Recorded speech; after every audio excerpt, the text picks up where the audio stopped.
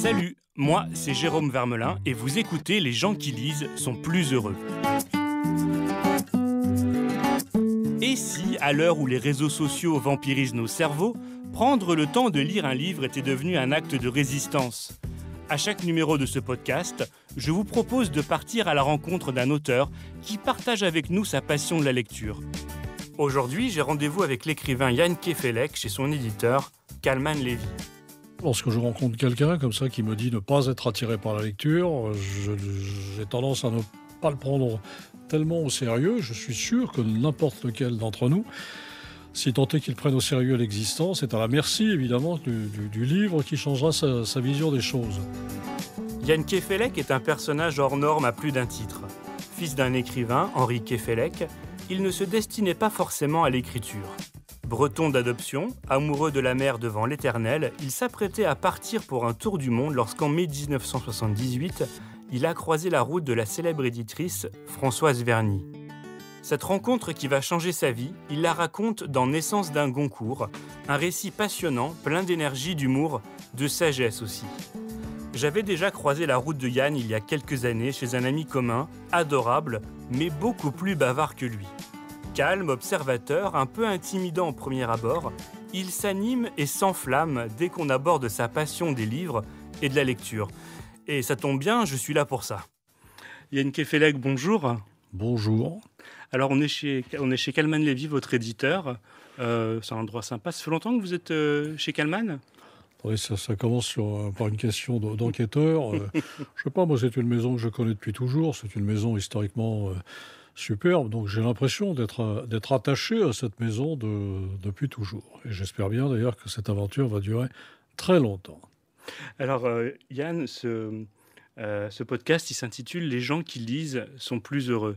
Et pour moi, c'est un rituel avec chacun de mes invités. Je leur pose la question. Moi, je l'affirme, mais je vous pose la question. Et vous pouvez ne pas être d'accord. Alors, est-ce que pour vous, Yann Kefelec, les gens qui lisent sont plus heureux que les autres ?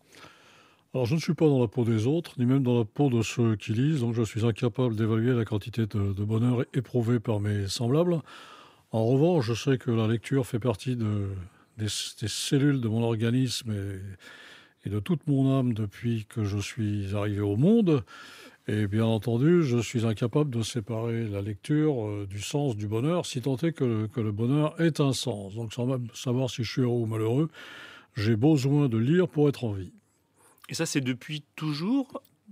C'est depuis toujours. Je ne vous dis pas que je lisais dans les lignes des mains de ma mère lorsqu'elle me donnait mon premier biberon. D'ailleurs, ses mains étaient occupées à ce moment-là. Mais c'est vrai que depuis toujours, depuis que j'ai eu de la voix dans l'oreille, des mots comme ça autour de moi, je me suis intéressé à la parole, à ce que la parole tentait comme ça de nous communiquer. Lorsque la parole est devenue une parole écrite, une parole d'écrivain, je me suis porté vers elle très naturellement. Vous aviez un père écrivain. Est-ce que ça incite à la lecture ou est-ce que ça donne au livre un caractère intimidant d'avoir un papa qui lui-même J'en sais rien, je ne sais pas si c'est intimidant ou pas intimidant, si ça aide ou si ça nuit. Le fait est que j'étais cerné par les bouquins, que chez nous on parlait, on écrivait même lorsqu'on parlait, quoi, que c'était assez inséparable. L'oralité de la voix et puis l'oralité des livres, la parole chez nous, c'était essentiel, c'était la vie, hein, comme je vous l'ai dit tout à l'heure. Donc, intimidant, j'en sais rien. Ma mère aussi, dans un sens, était écrivain puisqu'elle relisait les livres de mon père. Enfin, on ne se posait pas de questions sur un plan freudien quant à savoir si le fait d'avoir un père écrivain ou pas, ça nous complexait ou au contraire nous désinhibait. Est-ce que beaucoup d'écrivains m'expliquent qu'ils ont eu un passeur à un moment de leur vie ? Alors ça peut être un parent, un professeur, un ami, mais quelqu'un qui leur a donné quand même le goût de la lecture ou qui les a guidés dans leur première lecture. Est-ce que vous, il y a quelqu'un comme ça qui a un petit peu formé le jeune lecteur ? Alors, je suis sûr que cette notion de passeur, de passage est importante en littérature, en lecture particulièrement, voire en écriture, bien sûr, évidemment. Moi-même, j'essaye de jouer ce rôle de passeur lorsque je rencontre quelqu'un comme ça qui me dit ne pas être attiré par la lecture. J'ai tendance à ne pas le prendre tellement au sérieux. Je suis sûr que n'importe lequel d'entre nous, si tant est qu'il prenne au sérieux l'existence, est à la merci évidemment du livre qui changera sa vision des choses. Pour ma part, je crois que le simple fait de venir au monde dans la famille où je suis né a constitué le passage idéal pour accéder à la fois au vivre et au livre. C'est-à-dire que, encore une fois, moi j'ai baigné dans les livres. Ma mère me lisait des histoires, mon père me racontait des histoires, ma mère me racontait des histoires, mon frère aîné me racontait des histoires, je racontais des histoires à mon jeune frère, et d'ailleurs pas qu'à mon jeune frère, à toute personne qui voulait bien m'écouter. Et c'est vrai que cette idée comme ça que les histoires venant s'ajouter à l'histoire de notre propre vie, eh bien c'est important. Voilà, ça a été... J'ai pas eu besoin de passage, ça se passait comme ça chez nous. Est-ce qu'il y a un livre enfant ou adolescent qui change votre vie? Est-ce qu'on peut dire ça? Non, tous les livres ont changé ma vie et aucun d'ailleurs. Non, non, effectivement, je lisais Le Petit Prince, je lisais Le Pays des 36 000 volontés, je lisais Alice au Pays des Merveilles, certains morceaux, parce que c'est pas vraiment un livre pour enfants. Je lisais des BD avec enthousiasme, je lisais Petzi l'ourson, une bande dessinée danoise avec un bonheur fou. Enfin, tout ce qui était lisible et qui éventuellement comportait une image qui allait vers la lecture m'attirait, me captivait. Alors ça ne veut pas dire que je n'avais pas des préférences dans ces ouvrages-là, mais j'ai mis du temps avant de dire ça tel bouquin. Et voilà, c'est le livre qui est fondateur peut-être de ma passion des livres. Et c'était un plaisir supérieur à celui que peut procurer la musique, les films ou d'autres formes d'expression? C'est extrêmement dangereux quand on se met à situer les arts comme ça de manière hiérarchique, à dire la littérature c'est plus grand que la musique, le cinéma c'est un peu moins bien que la littérature. Tout ça en fait procède de ce même besoin de comprendre les choses de la vie à travers une expression artistique à notre image. Donc c'est vrai que pour moi la littérature est peut-être la meilleure des images, mais elle est tellement mélangée aussi avec la musique, avec le cinéma, avec le théâtre, avec la peinture. Tout ça s'amalgame tellement bien finalement dans la sensation mentale de l'individu que j'évite de créer des frontières entre ces différentes sensibilités. Votre nouveau roman, il s'intitule Toi, chérie, tu as une gueule d'écrivain.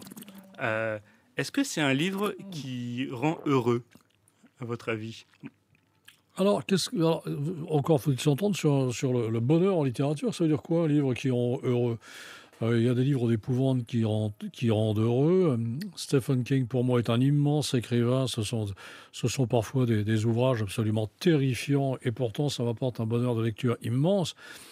Un livre qui prétendrait comme ça exprimer le bonheur des choses et rendre heureux son lecteur serait dans l'erreur la plus totale. Parce on attend d'un livre précisément qu'il ne soit pas heureux, que ça coince, qu'il nous dise du mal d'autrui, que quelqu'un tue, que quelqu'un soit un lâche. Enfin, c'est tout ce qu'on aime en littérature. Ce sont finalement les mauvais aspects de l'individu, éventuellement compensés, pondérés par de meilleurs aspects. Mais c'est une bataille du bien et du mal, avec tout de même une forte expression du mal. C'est ça qui nous charme en littérature. Alors, puisque vous me parlez de Naissance d'un Goncourt, mon dernier livre, je ne sais pas du tout si c'est un livre qui rend heureux ou malheureux. Je n'ai pas cherché à rendre heureux ou malheureux mon lecteur. En revanche, ce que j'ai à cœur de faire, c'est de communiquer à tout ce que j'exprime une force d'écriture, je dis ça vous allez voir, avec beaucoup d'humilité, irrésistible. Il faut que l'écriture d'un écrivain soit irrésistible, sinon le lecteur a d'excellentes raisons d'aller sur la tablette, d'aller vers d'autres livres, de somnoler, de faire une sieste, d'aller voir un film porno. Enfin, tout est possible, hein. C'est la force d'attraction d'un livre, c'est d'abord l'écriture et la voix de son écrivain. Alors, l'écrivain que vous êtes devenu, il est un peu au cœur de ce récit, puisque il est question de votre rencontre avec Françoise Verny, sans qui on ne serait pas là aujourd'hui. On peut dire ça, hein. Ah non, non, très certainement, ni vous ni moi ne serions là en ce moment. On n'en sait rien, mais il y a de fortes chances, en tout cas, pour que nous ne soyons pas là. Françoise Verny, il faut rappeler qui est Françoise Verny. C'est un extraordinaire éditeur des années 80, extraordinaire éditeur de romans, quelqu'un de visionnaire, comme ça, qui se rendait tout à fait compte dans les échanges qu'elle pouvait avoir avec quelqu'un qui d'ailleurs ne se savait pas forcément écrivain au départ, mais elle voyait bien si de l'écriture se cachait dans cette personne et s'il y avait moyen de lui soutirer un livre à sa ressemblance et qui pourrait l'intéresser, elle et les autres. Donc ça a été un formidable éditeur. Je l'ai rencontré dans des conditions totalement non littéraires, à Belle-Île-en-Mer, un soir où je me croyais destiné à faire le tour du monde en voilier. D'ailleurs, j'étais parti. J'étais même arrivé au nord de l'Espagne. Je suis tombé en panne. Le mauvais temps m'a ramené à Belle-Île-en-Mer. Au moment où j'attache mon bateau, après en avoir éborgné quelques-uns au cours de la manœuvre, on me tape sur l'épaule. Et là, j'entends ces mots que vous avez cités tout à l'heure. Toi, chéri, tu as une gueule d'écrivain. C'est Françoise Verny. Je ne sais pas ce qu'elle fait sur ce quai. Je ne l'ai jamais su d'ailleurs. Elle s'intéresse à moi, elle m'emmène passer une nuit blanche à son hôtel de Castelclara. Nous discutons toute la nuit de tout et de rien, mais alors vraiment de tout et de rien. Et au petit matin, lorsque je la quitte et que je repars dans la tempête et sous la pluie battante, eh bien je me jure de lui apporter un roman dès qu'il sera terminé. Elle a fait de vous un écrivain. Elle a fait de moi l'écrivain que j'étais en devenir, en puissance, mais elle a deviné, elle a été, effectivement, elle a constitué ce rôle elle a joué ce rôle de passeur, de passeuse, que vous évoquiez tout à l'heure, pour l'écriture. C'est-à-dire, j'ai vraiment pris confiance en moi et dans cette destinée d'écrivain après l'avoir rencontré. Je me suis éloigné, non pas de la mer d'ailleurs, parce que j'ai toujours besoin que la mer ne soit pas très loin dans ma vie, mais je me suis éloigné de mon projet de tour du monde, qui est toujours en souffrance d'ailleurs, et je me jure chaque matin que je vais partir sur les mers, faire ce tour du monde que je n'ai plus fait après avoir rencontré Françoise Verny. Qu'est-ce qu'elle a déclenché en vous? Qu'est-ce qu'elle a débloqué en vous? Je n'en ai aucune idée. Simplement, elle était magique. Elle est toujours magique, même si elle est morte. Moi, je ne la sens pas morte du tout. Et lorsque j'arrive au bout d'une page d'écriture, chaque soir, je pense à ma mère, qui elle aussi m'avait donné confiance en moi, et qui n'était plus de ce monde, en tout cas de ce monde visible, lorsque j'ai rencontré Françoise. Et puis je pense à Françoise et je me demande si elle serait d'accord avec ce que j'ai écrit. Donc c'est sous ce double regard invisible, encore une fois, que je m'accomplis encore aujourd'hui comme auteur et comme romancier. Avec elle, vous décrochez le Goncourt. C'est une histoire un peu incroyable. Ça arrive vite dans votre carrière d'écrivain. Ça vous conforte dans l'idée qu'elle avait raison à ce moment-là, ou vous avez encore besoin de confiance? Non. Quand je vous entends, ça, ce qui me conforte, en revanche, je me vois conforté dans l'idée que ma vie, effectivement, est assez romanesque. J'aime bien ça aussi. J'écris des romans, mais je trouve que tout ce que j'ai vécu et tout ce qui m'a amené à l'écriture est assez romanesque. J'ai le Goncourt, je me dis quoi? Je me dis que j'entre dans un rêve, d'ailleurs. C'est un rêve, le Goncourt, hein. C'est pas une réalité, hein. Je mets au défi à l'écrivain d'avoir ressenti, d'avoir une sensation de réalité lorsqu'il a eu le prix Goncourt. Donc j'entre dans un rêve. Ce rêve est une forme de convalescence par rapport à la vie. Il faut essayer d'en sortir le plus vite possible, mais ça peut prendre des années. Ça rend plutôt extrêmement humble. On se dit, d'accord, j'ai cette avalanche de succès autour de moi, tout le monde a envie d'être sur la photo avec moi, mes ennemis deviennent mes amis se multiplient, voilà, je ne peux pas faire un pas dans la rue sans avoir de nouveaux amis. Les chauffeurs de taxi ne me font plus payer les courses, les jeunes femmes se donnent à moi comme si c'était la moindre des choses. Enfin, c'est très, très, très... Ah, c'est très étonnant, le prix Goncourt. Ouais. C'est très, très, très étonnant. Surtout quand le livre marche, surtout quand c'est un Goncourt qui est replébiscité après les jurés Goncourt par le public lui-même. Donc c'est une sorte de lame de fond dans la vie d'un individu. Ça l'a été pour moi. C'est à la fois extraordinaire, c'est comme si vous étiez en train de surfer sur la plus haute vague du monde et que vous ne vous cassiez jamais la figure. Sauf qu'à un moment, on se casse la figure tout de même, hein. Et c'est là où il faut savoir quand même numéroter ses abattis correctement et retrouver cet état de solitude extrême qui fait que vous êtes un vrai écrivain, un homme sincère devant la page blanche et en état de solitude. Marin et écrivain, c'est quand même très similaire, non? Marin et écrivain, oui, il y a des points communs. Il y a des points communs, il y a des points communs paradoxaux. Il y a l'océan qui est une page bleue, où tout d'ailleurs attend d'être écrit. Et puis la page blanche, elle, est un océan miniature où les plus grandes tempêtes peuvent se produire. Les chavirages extrêmes ne demandent qu'à vous envoyer au fond de l'eau. Effectivement, paradoxalement, il y a ce double point commun. Il y a énormément de solitude sur la mer, il y a autant de solitude sur la page blanche, et ce n'est que dans la solitude que l'on arrive à destination et que l'on arrive au meilleur de soi-même. D'ailleurs, derrière tout livre, il y a ce miracle de solitude que s'inflige l'écrivain pour devenir ce qu'il espère bien être. C'est douloureux, l'écriture, toujours aujourd'hui pour vous? Il faut que ce soit douloureux. Une écriture qui n'est pas douloureuse, une écriture qui est autosuffisante, satisfaite, c'est une écriture loupée d'avance. Hein, ça, c'est... Alors c'est douloureux, oui, oui, c'est extrêmement douloureux, c'est très angoissant, mais en même temps, rien n'est plus jouissif, quoi. Surtout avec le temps passant. Vous acquérez un savoir-faire, vous êtes conscient qu'il y a du savoir-faire, et ce savoir-faire, c'est avant tout un sens critique relativement au point.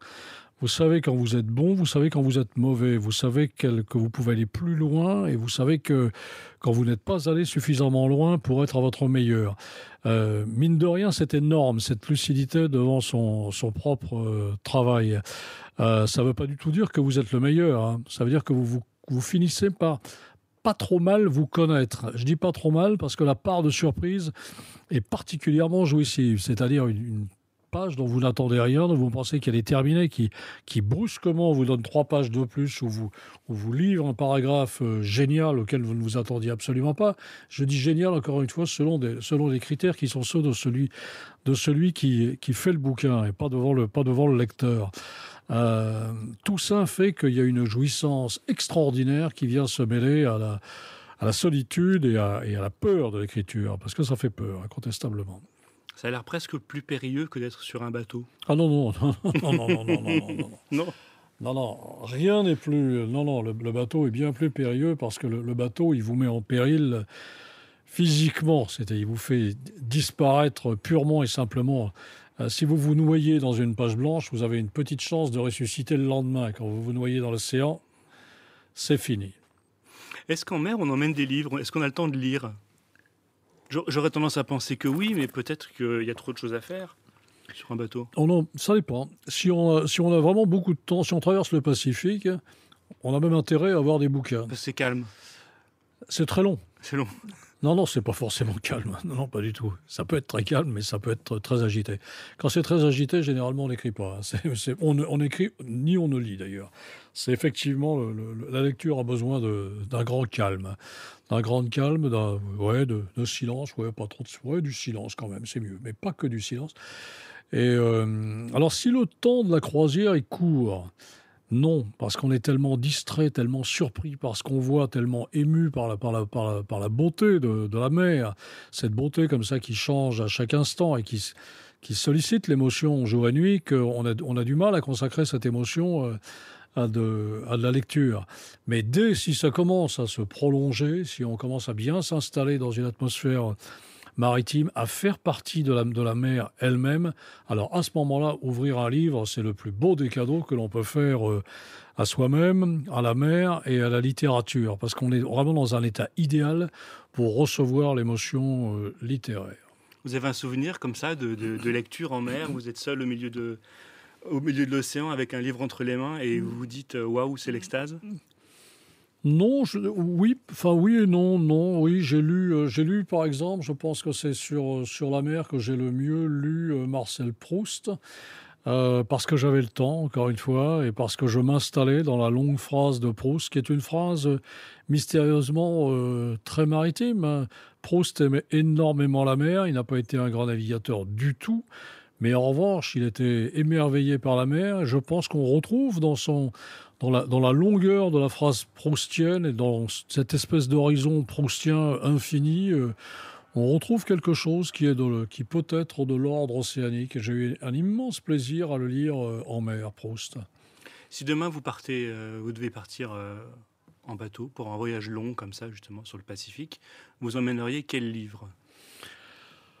J'emmènerai forcément des chefs-d'œuvre que je n'ai pas lus, des ouvrages russes que je n'ai pas lus ou mal lus.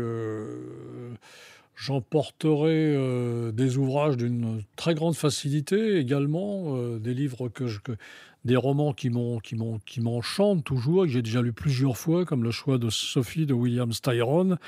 C'est un livre dont je n'arrive pas à comprendre comment il est fabriqué et comment ce livre tient la route et tient debout avec une structure aussi bizarre et déséquilibrée d'un bout à l'autre. Et pourtant, c'est un chef-d'œuvre. Et on le commence, on ne peut plus le lâcher. Et à chaque seconde, on le trouve génial, quelles que soient les directions dans lesquelles il nous entraîne. C'est comme un bateau qui irait vers tous les points cardinaux en même temps et qui pourtant arrivera à destination.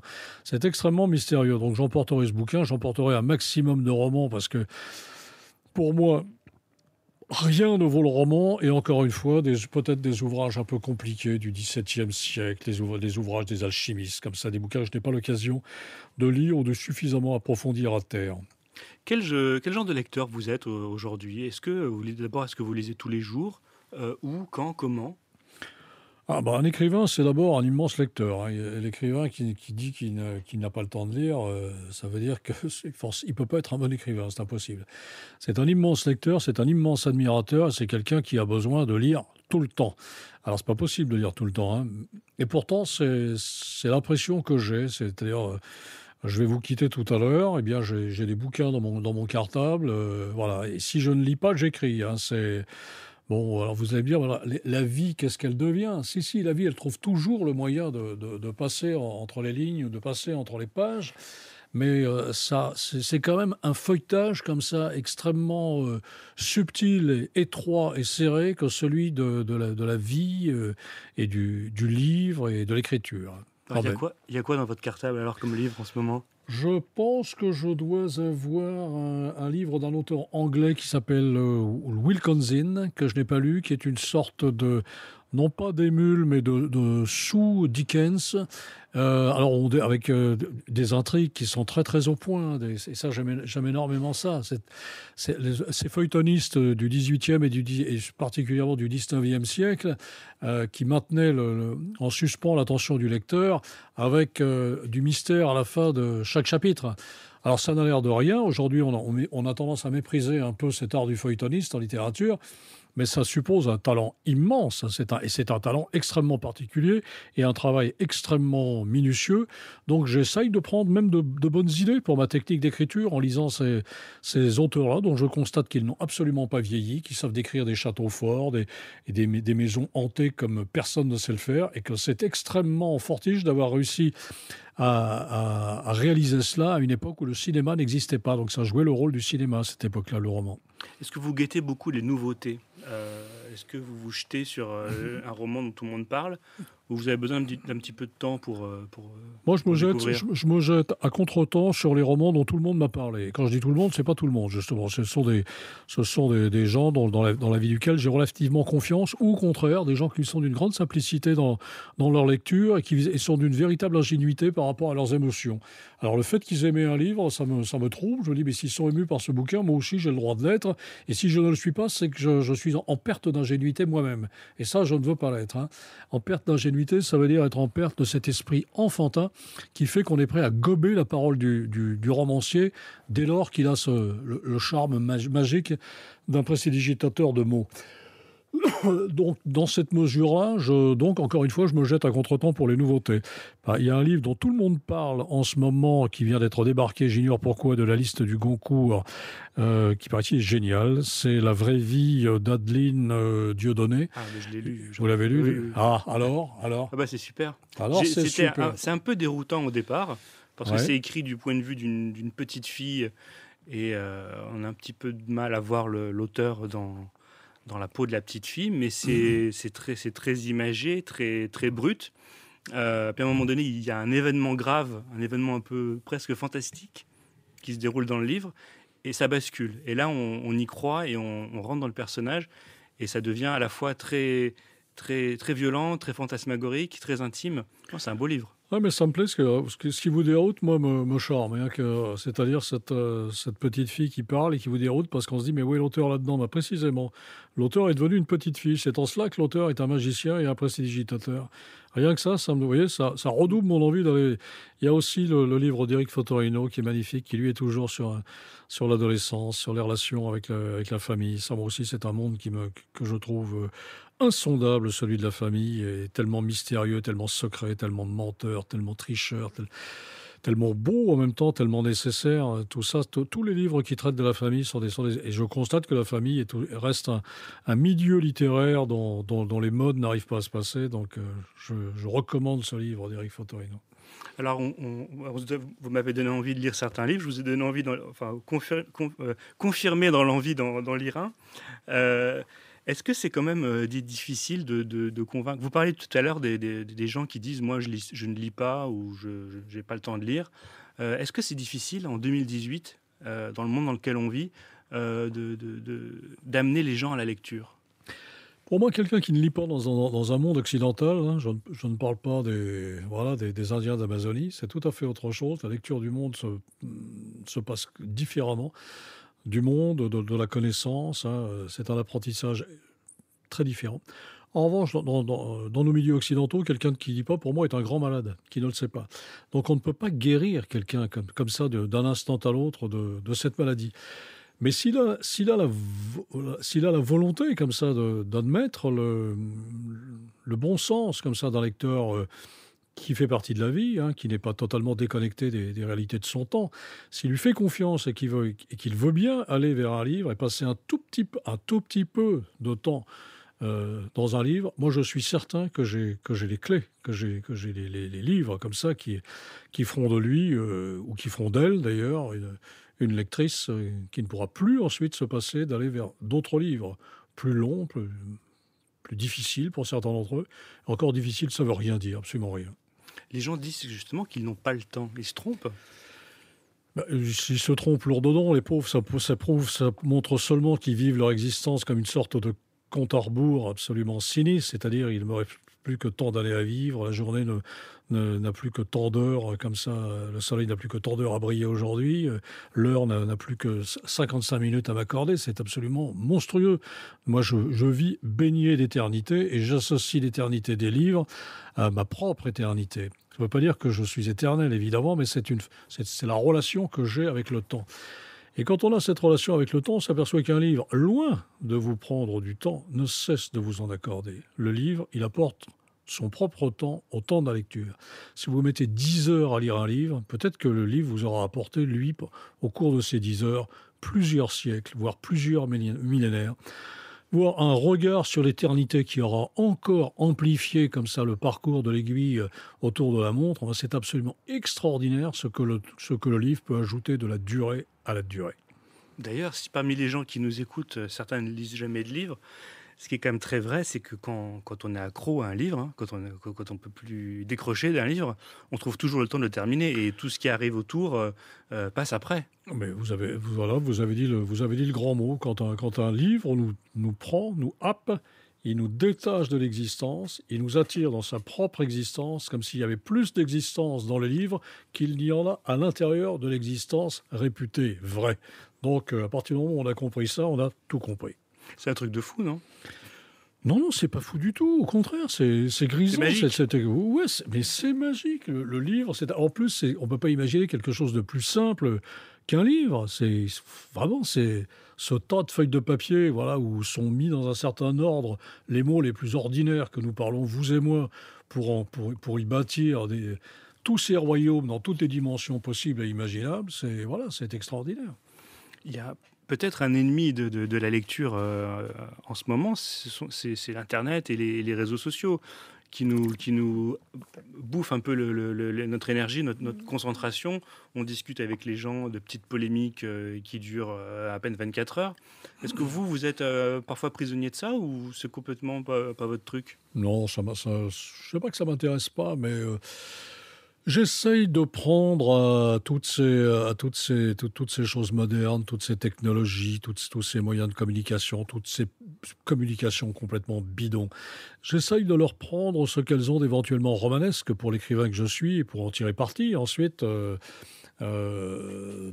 manière vampirique dans mes propres ouvrages. Mais il est évident que je ne m'implique pas dans ces choses-là. Je ne crois absolument pas que ce soit dangereux pour la littérature. De toute manière, l'être humain, il est bien plus fort et bien plus grave qu'on ne l'imagine.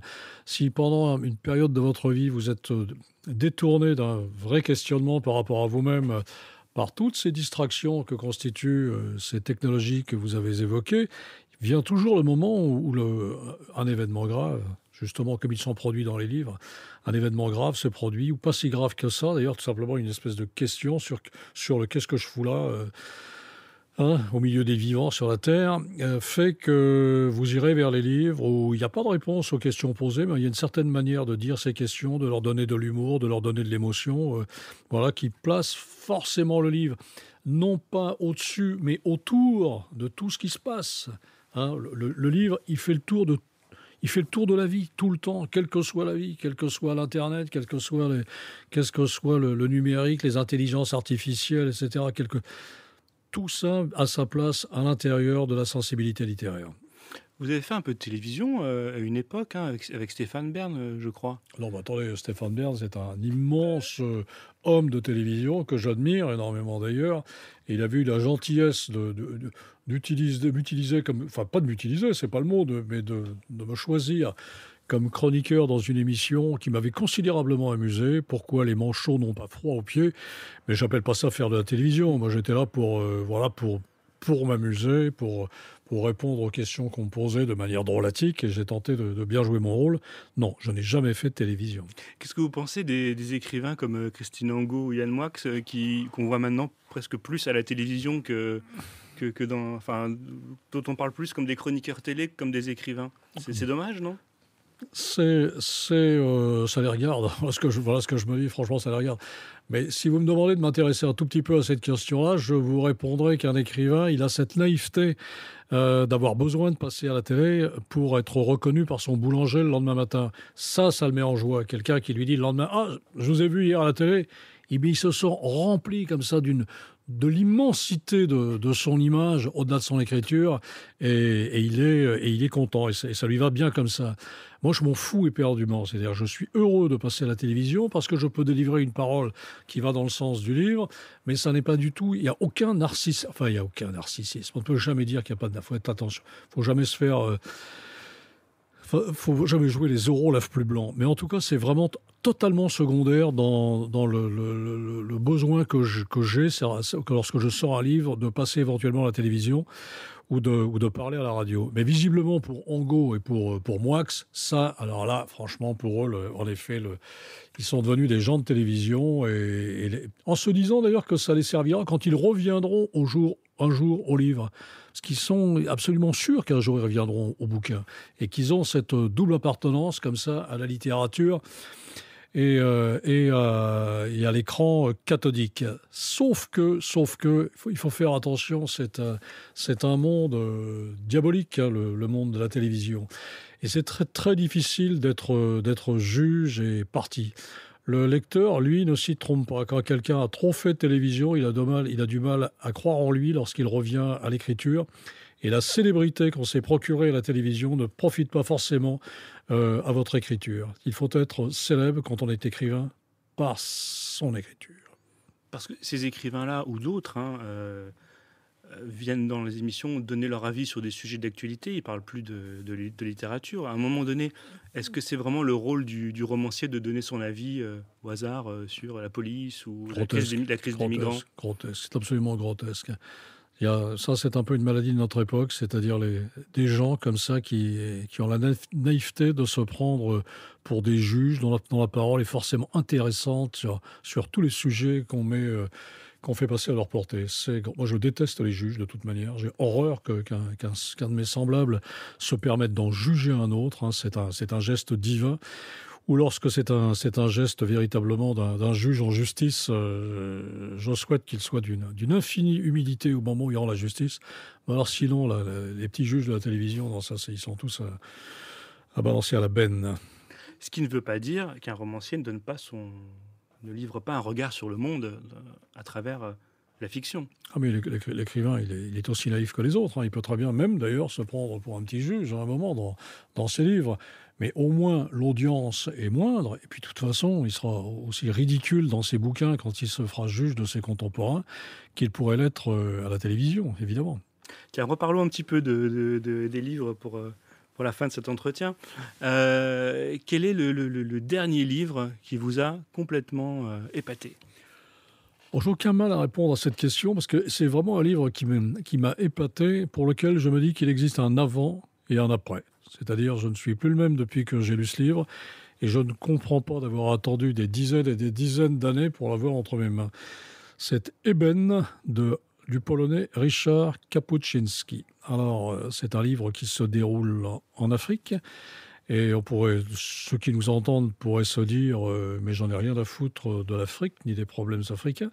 Sauf qu'en lisant ce livre, on se aperçoit qu'à travers cette évocation d'une certaine Afrique, c'est tout simplement sur l'homme qu'il s'interroge, sur l'homme, dans sa relation avec le temps, dans sa relation avec la parole, dans sa relation avec l'amour, dans sa relation avec l'histoire, dans sa relation avec l'art. Enfin, c'est absolument incroyable.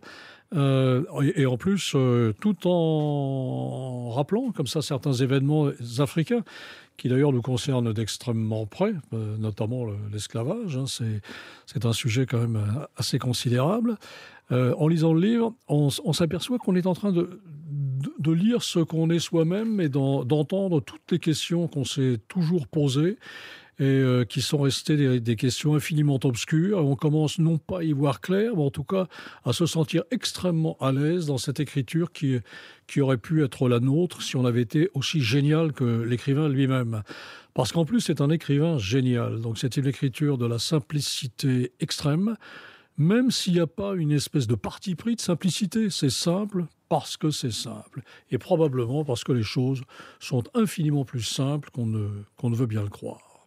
Alors, on a parlé de la vraie vie d'Adeline Dieudonné. Est-ce qu'il y a un livre en haut de votre pile, le prochain que vous allez dévorer ?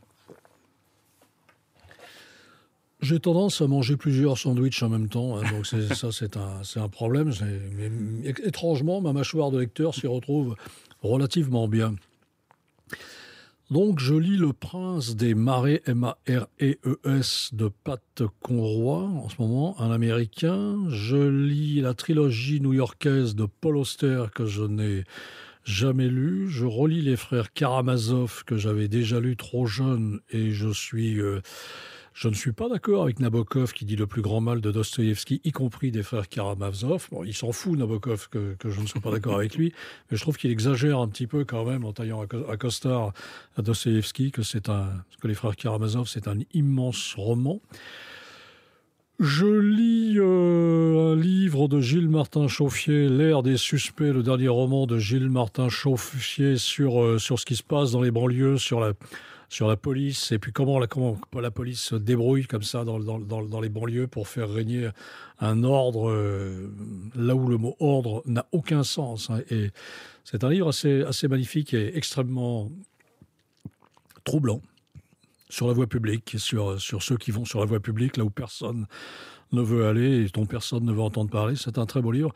Enfin, je lis beaucoup de poésie aussi. Je relis les livres d'or de la poésie française de Pierre Séguers. Ça n'est pas ringard de les relire, parce que ce sont des compilations extraordinairement bien foutues, avec des auteurs qu'on a totalement perdu de vue, et qui ne reviendront peut-être jamais à la surface, parce que la postérité n'a pas le temps, comme ça, d'engranger tous les génies d'autrefois. C'est assez étrange, mais c'est comme ça.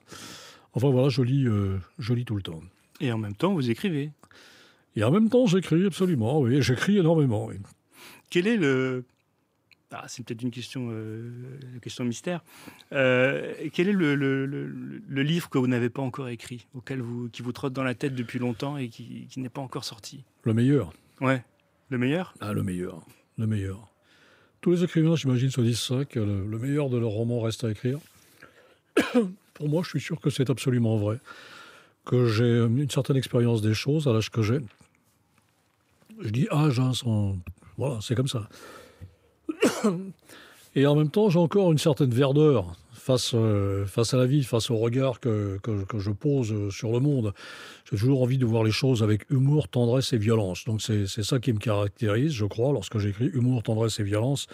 Donc je vais aller au bout de cette triple sensibilité dans mon prochain roman. Je suis de plus en plus émerveillé par les personnages que la vie nous fait croiser, comme ça, tous les jours, par la disparité de mes semblables, par l'originalité, comme ça, de tous ces êtres qui sont comme nous et qui sont totalement différents de nous. Enfin, voilà, j'ai encore envie d'agencer ça du mieux que je peux pour faire pleurer Margot et pour la faire marrer aussi. Bon, merci beaucoup Yann Kefelec pour ce petit moment. Je pense que vous m'avez donné envie de lire plein de livres et je pense que ceux qui nous ont écoutés auront envie aussi de découvrir plein de romans. Eh bien, tant mieux. Après tant cet mieux. entretien. Tant Merci mieux. beaucoup Yann. Non, je vous en prie, avec plaisir. Merci. C'est la fin de ce podcast. On se retrouve bientôt pour un nouvel épisode des gens qui lisent sont plus heureux.